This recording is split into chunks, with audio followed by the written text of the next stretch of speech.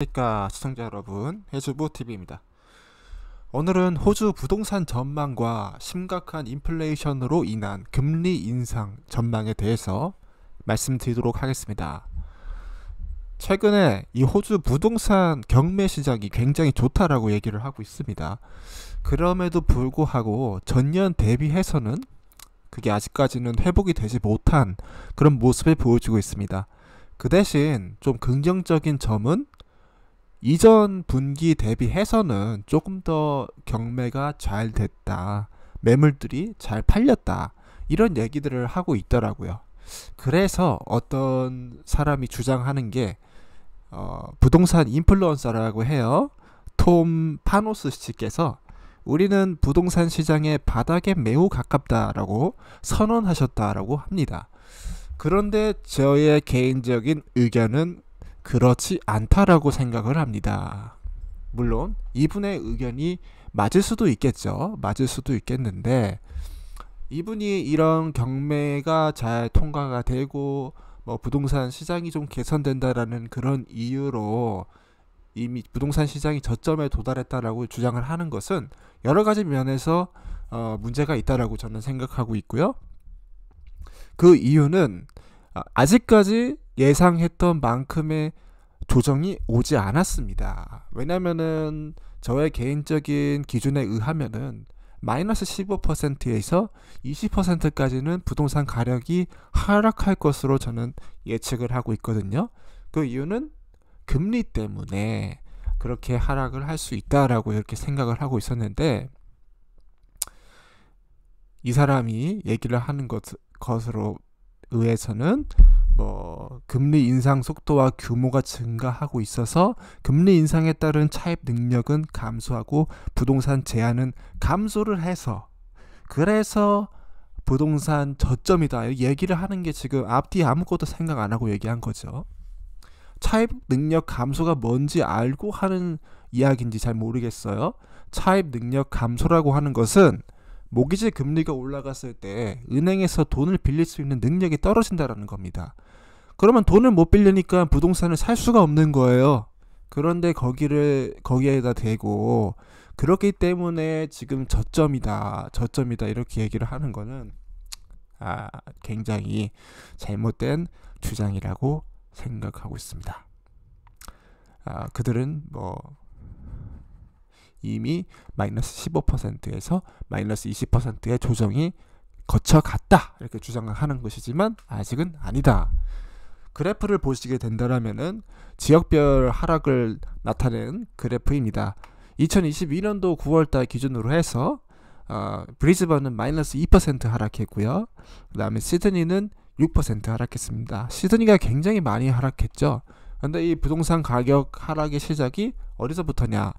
RBA가 기준금리를 0.25% 올렸을 때부터 부동산 가격 하락이 시작됐다.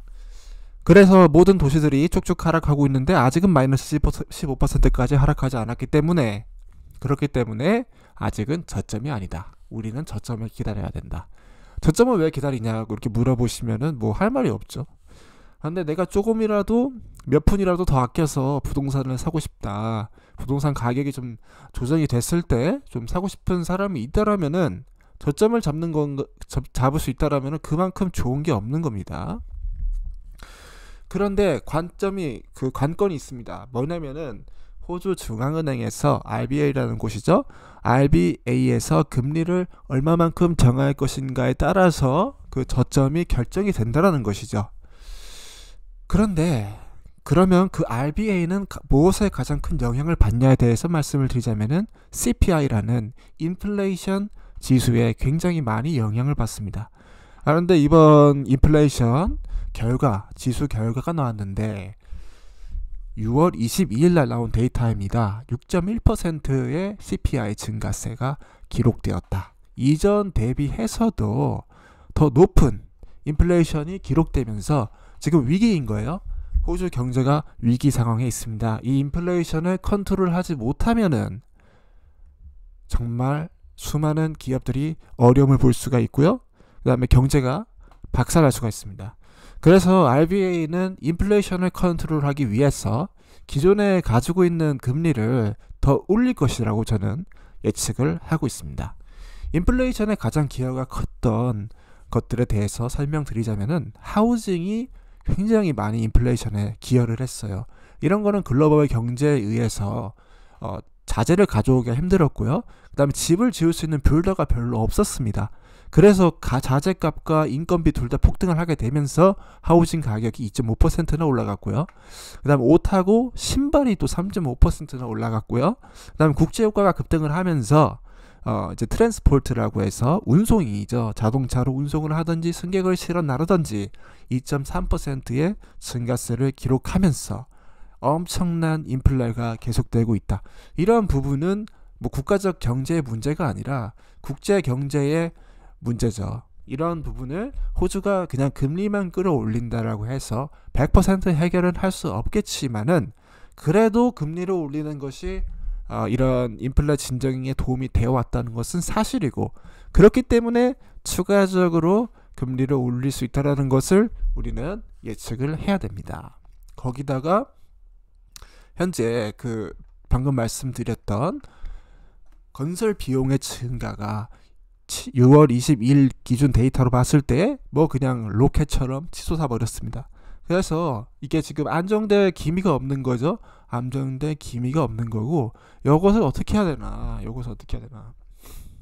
앞으로도 주택 시장이 굉장히 타이트하게 되겠다. 특별히 신규 주택 시장에서는 그런 부분들을 보고 접근을 했을 때 부동산 시장이 뭐 신규 시장 같은 경우는 신규 새집이죠. 새집을 짓는 그런 경우가 있어서는 굉장히 힘든 시간이 될 거고, 그 다음에 이제 또 모기지 대출을 받아서 집을 구하는 것도 힘든 시절이 오면서 전반적으로 부동산 시장이 좋지 않는 좀 불황에 가까운 그런 모습을 보여줄 것이라고 저는 예측을 하고 있습니다. 그 대신 렌트 시장은 좋다. 렌트 시장이 왜 좋냐면은 호주에 계속해서 인구가 유입이 되고 있고요. 거기다가 역대 최하 공실률, 모든 사람들이 다 렌트를 들어가서 살고 있는 거죠. 그래서 그렇게 되면서 렌트 비용이 증가를 하는데 신기한 거죠. 부동산 가격은 하락한다. 부동산 가격이 하락하는데 왜 렌트가 올랐을까에 대해서 또 말씀을 드리자면은 부동산 가격은 모기지 금리 플러스 이제 또 다른 요인으로 구성이 되어 있고, 렌트를 하고 싶은 수요 플러스 어떤 요인으로 되어 있습니다. 그래서 부동산 가격은 모기지 금리가 올라가면서 하락하는 반면에 렌트는 수요가 무궁무진하게 되면서 상승을 하는 그런 모습으로 가고 있다. 호주 전역에서도 플러스를 기록했고요. 그 다음 브리즈번 플러스, 애들레이드 플러스, 퍼스 플러스, 호바트 플러스, 다윈 플러스, 캔베라 플러스 전부 다 엄청난 상승을 기록했습니다. 그래서 렌트는 구하기가 더 힘들어질 거다. 그리고 좀 렌트 투자하는 것도 나쁘지 않아 보입니다. 오피스 투자나 아니면 뭐 상업용 빌딩에다가 투자를 하는 방면으로 가는 게 좋을 것 같다. 그리고 호주 RBA 중앙은행에서 기준금리를 더 올릴 것이다. 지금은 1.85%지만 지금 인플레이션 수준으로 봤을 때는 1.85%에서 한 3%까지는 빨리빨리 올려줘야지 인플레가 좀 진정이 될 것 같습니다. 그래서 인플레가 진정시키기 위해서 금리를 3% 올리고 5%까지 올렸을 때 인플레가 진정되면은 이제 경제가 좋구나 하면서 다시 내릴 가능성이 커집니다. 그런데 5%까지 금리를 올렸는데 인플레가 진정이 안 되네? 그러면 10%, 뭐 15%까지 더 올릴 수가 있어요. 그래서 앞으로 이 정책적 기조를 계속해서 체크를 해봐야 되는데, 하여튼 간에 금리는 무조건 3% 이상은 간다. 3% 이상은 갈 것 같고요. 그다음 2023년도 경제 상황을 보면서 5%까지 올릴지 아니면은 10%까지 더 올릴지 아니면은 금리를 인하할지를 결정을 할 것으로 그렇게 말씀을 드릴 수 있겠습니다.